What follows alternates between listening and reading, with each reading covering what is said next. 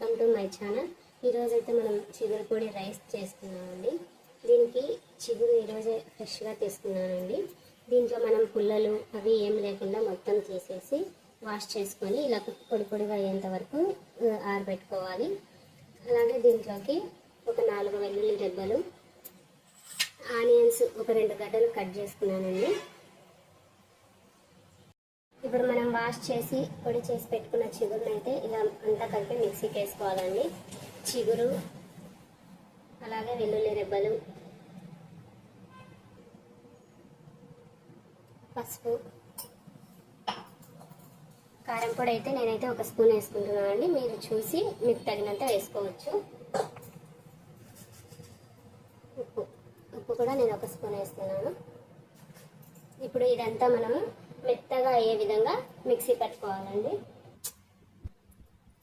ఈ విధంగా మెత్తగా అయ్యేలాగా మిక్సీ పట్టుకోవాలండి. చూస్తున్నారు కదా ఎంత మెత్తగా అయిందో, ఇలా మిక్సీ పట్టుకోవాలి. మనం అంత చిగురు కలిపి మిక్సీకి వేస్తే ఇంత అయిందండి. ఇప్పుడు దీన్ని మనం వేయించుకున్నాము, ఉల్లిపాయలు అన్నీ వేసి. నేను ఇప్పుడే ఒక గ్లాస్ రైస్ అండి చేసి పెట్టాను. చల్లగా కావడానికని ఇలా మూత తీసి పెట్టాను. మనం పెన్నంలో కొద్దిగా నూనె వేసుకొని తగినన్ని తిరువాత గింజలు, అది వేగిన తర్వాత కరివేపాకు. ఇప్పుడు అవి తిరువాత గింజలు వేగినాయి కదండి, అందులోనే కరివేపాకు వేసుకున్నాము. కరివేపాకు కూడా వేగిన తర్వాత ఉల్లిపాయలు వేసుకోవాలండి.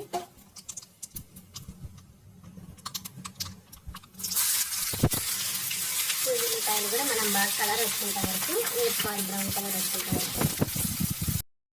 ఉల్లిపాయలు అనేది మనకు కొంచెం కలర్ వచ్చాయి కదండి, మనం ముందుగా మిక్సీ పట్టుకున్న చిగురు మిరపొడి ఇందులో వేసేసుకున్నాము.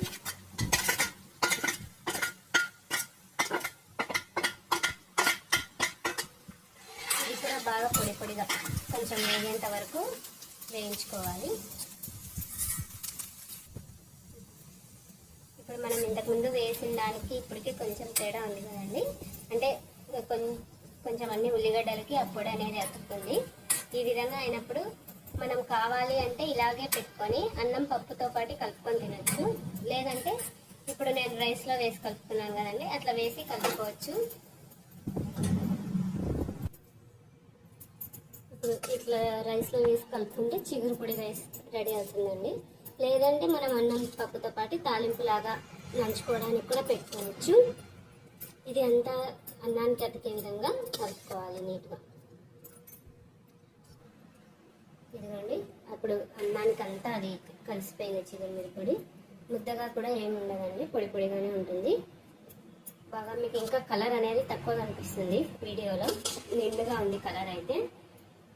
చిగురు పొడి రైస్ రెడీ.